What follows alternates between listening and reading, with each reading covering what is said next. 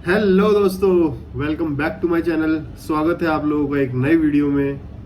दोस्तों, आज एक और इन्फॉर्मेटिव वीडियो लेके आया हूं मैं आप लोगों के लिए, जिसमें मैं आपको बताऊंगा कि आप शेनिगन वीज़ा कैसे अप्लाई कर सकते हैं।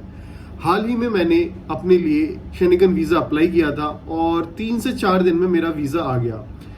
तो मैंने यही सोचा कि मेरा जो एक्सपीरियंस था इस पूरे प्रोसेस में वो मैं आप लोगों के साथ शेयर करता हूं, ताकि आप लोगों को भी हेल्प हो जाए। तो अगर आप शेनिगन वीज़ा अप्लाई करने का सोच रहे हैं तो इस वीडियो को एंड तक ज़रूर देखें। दोस्तों, वीडियो स्टार्ट करने से पहले एक चीज़ मैं बताना चाहूँगा। वो बटन जो आपको नीचे साइड में दिख रहा है ना, उस पर बस क्लिक कर दीजिए, चैनल को सब्सक्राइब कर लीजिए। तो दोस्तों, स्टार्ट करते हैं वीडियो। और सबसे पहले मैं आपको बताता हूँ कि ये शेनिगन वीज़ा होता क्या है। बेसिकली यूरोप में 27 ऐसी कंट्रीज हैं जिसको आप सिर्फ एक वीज़ा से घूम सकते हैं। लिस्ट ऑफ कंट्रीज आपको स्क्रीन पे अभी दिख रही होगी।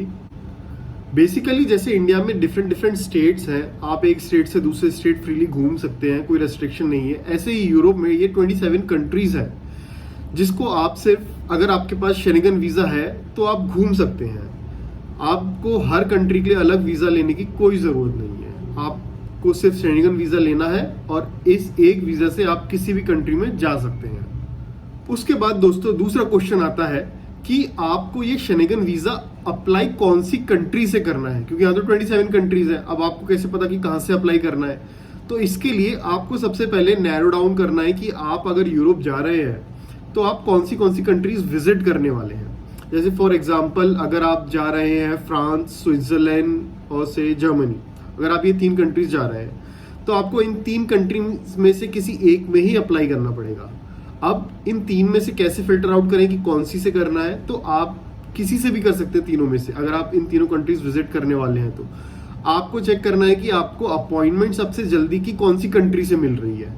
जहाँ पे आपको सबसे जल्दी की अपॉइंटमेंट मिल जाए आप वहाँ से कर सकते हैं। और दोस्तों, मैंने एक वीडियोस में, काफ़ी वीडियोस में देखा है कि लोग बोलते हैं कि आप जहाँ सबसे ज़्यादा टाइम स्पेंड करने वाले हैं आपको उस कंट्री से अप्लाई करना होता है। ऐसा कुछ भी नहीं है। आप अगर जो कंट्रीज आप जा रहे हैं उसमें से आप किसी भी कंट्री से अप्लाई कर सकते हैं, भले ही आप उस कंट्री में एक दिन भी रुक रहे हो तो आप उससे अप्लाई कर सकते हैं। अब आ जाते हैं दोस्तों डॉक्यूमेंट्स पर।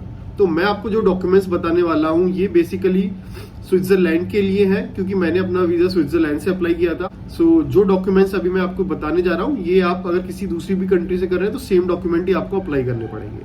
तो सबसे पहले तो है आपका पासपोर्ट। पासपोर्ट में आपके 6 मंथ्स की वैलिडिटी होनी चाहिए और कम से कम 2 पेजेस उसमें ब्लैंक होने चाहिए, जिसमें से एक पेज पे तो आपका वीजा स्टैंप होके आएगा और एक पेज आपका होना चाहिए जिसमें से आपका एग्जिट और एंट्री स्टैंप्स लगेंगी।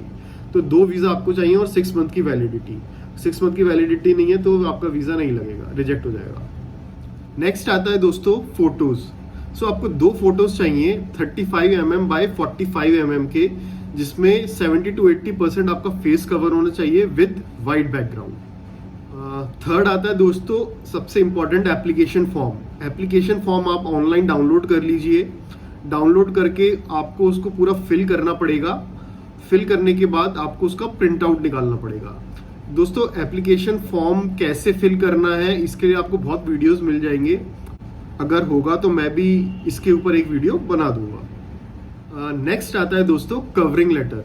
बेसिकली कवरिंग लेटर में आपको क्या बताना होता है कि आपको सबसे पहले थोड़ा सा अपने बारे में एक्सप्लेन करना होता है कि आप कहाँ से हैं, क्या करते हैं आप यूरोप क्या करने जा रहे हैं, ट्रैवल के पर्पज से जा रहे हैं या किसी और पर्पज से जा रहे हैं, कब जा रहे हैं और कब लौट के आएंगे, कौन कौन सी कंट्रीज विजिट करेंगे। तो बेसिकली आपको एक ओवरव्यू देना होता है उस कवरिंग लेटर में अपने बारे में और अपनी ट्रिप के बारे में। आप इसको खुद टाइप करके प्रिंट आउट लेके दे सकते हैं। उसके बाद नेक्स्ट दोस्तों आता है आपका आइटनरी और फ्लाइट टिकट्स। बेसिकली आपके पास जाने और आने की रिटर्न टिकट्स तो होनी चाहिए। आप डमी टिकट्स भी करवा सकते हैं, क्योंकि इन केस अगर आपका वीज़ा रिजेक्ट हो गया तो आपको टिकट्स कैंसिल करानी पड़ेगी। तो आप डमी टिकट्स भी करा सकते हैं, वो भी चल जाती हैं। और अगर आपको लग रहा है कि आपका वीज़ा आएगा ही आएगा तो आप अपनी टिकट्स भी, प्रॉपर टिकट्स भी करा सकते हैं। उसके बाद दोस्तों आपके पास पूरी आइटनरी होनी चाहिए, डे टू डे बेसिस पे आप कहाँ घूमने वाले हैं, कहाँ रुकने वाले हैं, आपके पास होटल्स की बुकिंग्स होनी चाहिए सारी, फिर आप कहाँ ट्रेन बुकिंग्स, अगर आप एक कंट्री से दूसरी कंट्री जा रहे हैं तो ट्रेन या फ्लाइट टिकट जैसे भी आप ट्रैवल करने वाले हैं, तो डे टू डे बेसिस पे आप क्या करने वाले हैं, कहाँ घूमने वाले हैं, कहाँ रुकने वाले हैं, फिर कहाँ ट्रैवल करने वाले हैं, तो ये पूरी आइटनरी आपके पास होनी चाहिए। इसके बाद दोस्तों आपको चाहिए होगा एक ट्रैवल इंश्योरेंस जो कि मैंडेटरी है। ट्रैवल इंश्योरेंस चाहिए होगा आपको जो जिसकी मिनिमम कवरेज होगी 30,000 यूरोज। तो दोस्तों ये आप ऑनलाइन कहीं से भी करवा सकते हैं, किसी भी वेबसाइट से करा सकते हैं, आजकल तो मेक माई ट्रिप वगैरह से भी करवा सकते हैं, आप सस्ते मिल जाते हैं, ज़्यादा महंगे नहीं मिलते। तो ये बट आपको लेके जाना पड़ेगा क्योंकि ये मैंडेटरी है। अब आते हैं दोस्तों हम लोग फाइनेंशियल डॉक्यूमेंट्स पर कि फाइनेंस से रिलेटेड आपको क्या क्या डॉक्यूमेंट्स लगेंगे। अगर आप एम्प्लॉयड है, अगर आप जॉब करते हैं, तो आपको चाहिए होगा 3 मंथ की आपकी सैलरी स्लिप्स, 3 मंथ का आपका बैंक स्टेटमेंट और लास्ट 2 ईयर का ITR जो आपने फाइल किया होगा। तो सैलरीड एम्प्लॉयज के लिए ये 3 डॉक्यूमेंट्स आपको लगेंगे। अब अगर आप जॉब नहीं करते हैं, अगर आप मान लीजिए स्टूडेंट ही हैं और आपकी कोई इनकम नहीं है, तो आपको लगेगा आपका 3 महीने का बैंक स्टेटमेंट तो आपको देना ही पड़ेगा। उसके बाद अगर आप पेरेंट्स के ऊपर डिपेंडेंट हैं तो आपको एक लेटर देना होगा अपने पेरेंट्स से जिसमें कि वो कंफर्म करेंगे कि वो आपकी इस ट्रिप का पूरा एक्सपेंस उठाएंगे।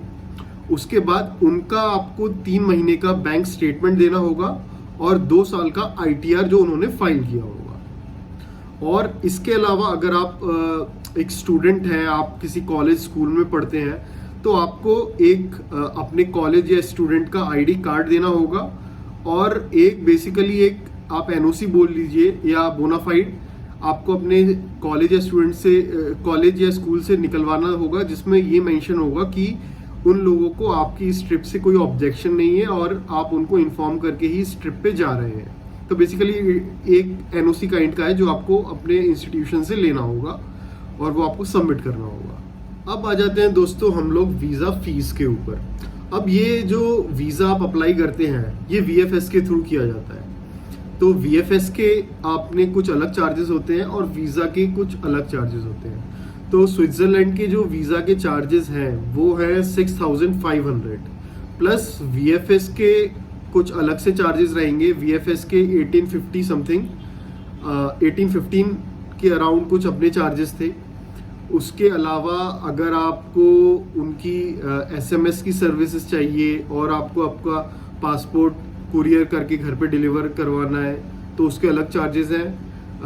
SMS की सर्विस अगर आप ऑप्ट कर रहे हैं तो उसके 350 के अराउंड आपको पे करना पड़ेगा और कुरियर के लिए आपको अराउंड 690 to 700 आपको इतना पे करना पड़ेगा।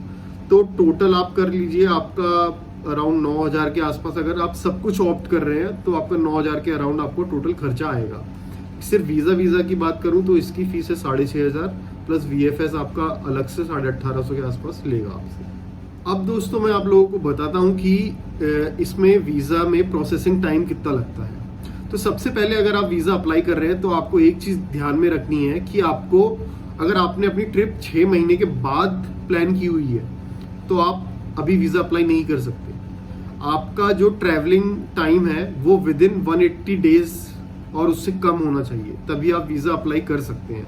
अगर मान लीजिए अभी चल रहा है अप्रैल और अगर आपको दिसंबर में जाना है तो आप अभी अप्लाई कर ही नहीं सकते। वो ड्यूरेशन कम से कम 180 डेज से कम होनी चाहिए, तभी आप अप्लाई कर पाएंगे। और दूसरी चीज़, आपको कम से कम 15 दिन का डिफरेंस रखना है जब आप वीज़ा अप्लाई कर रहे हैं और जब आपने आपकी ट्रिप प्लान की हुई है। तो अगर आप आज अप्लाई कर रहे हैं वीज़ा तो नेक्स्ट मेक श्योर कि आपकी ट्रिप 15 दिन के बाद हो, क्योंकि ये मेंशन है कि आपको 15 डेज का गैप होना चाहिए जिस दिन आप अप्लाई कर रहे हैं वीज़ा के लिए, क्योंकि उन लोगों को भी वीज़ा प्रोसेसिंग में टाइम लग जाता है इतना। और दोस्तों लास्ट चीज़ मैं आपको बताता हूँ कि वीज़ा आपका नॉर्मली कितने टाइम में आ जाता है। बेसिकली मेरा तो 3-4 दिन में आ गया था, but max to max 7 to 10 days में तो सबका आ जाता है। अप्रूव हो या रिजेक्ट हो वो आपको आ जाएगा आपका वीज़ा 7 to 10 डेज में, उससे ज़्यादा टाइम ये लोग नहीं लेते। सो दोस्तों आई होप कि मैं थोड़ा अच्छे से एक्सप्लेन कर पाया हूँ अगर आपको अभी भी कोई डाउट रहता है तो आप प्लीज़ कमेंट बॉक्स में अपनी क्वेरी लिख दें और मैं वहाँ पे आके आपका रिप्लाई ज़रूर करूँगा। एक चीज़ और जो मैंने पहले भी बताई थी वीडियो में और मैं फिर से दोहराना चाहूँगा, सबसे इम्पोर्टेंट वो जो आपको नीचे सब्सक्राइब का बटन दिख रहा है ना, वो ज़रूर क्लिक कर दीजिएगा अगर आपको वीडियो थोड़ा भी अच्छा लगा हो या इन्फॉर्मेटिव लगा हो तो।